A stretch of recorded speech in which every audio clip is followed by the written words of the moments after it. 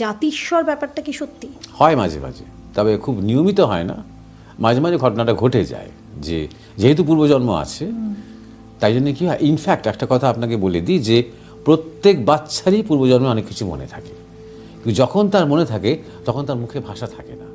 তবে এতটাই বাচ্চা তখন সে বলতে পারে না, মানে সে শুধু অবাক হয়ে ফ্যাল ফ্যাল করে তাকিয়ে দেখে একটা নতুন মা, হ্যাঁ, একটা নতুনকে ঝুঁকে তার দিকে তাকিয়ে আছে। শেষ মুহূর্তগুলো খুব মনে থাকে তার, হ্যাঁ, যখন সে স্ট্রাগল করছে, যখন সে আগের জন্মের মৃত্যুর সময় যখন সে প্রিয়জনদের ধরার চেষ্টা করছে, কথা বলার চেষ্টা করছে, তাদের মুখগুলো ভেসে ওঠে, সেগুলো লাস্ট স্মৃতি তো ওগুলো ভেসে ওঠে।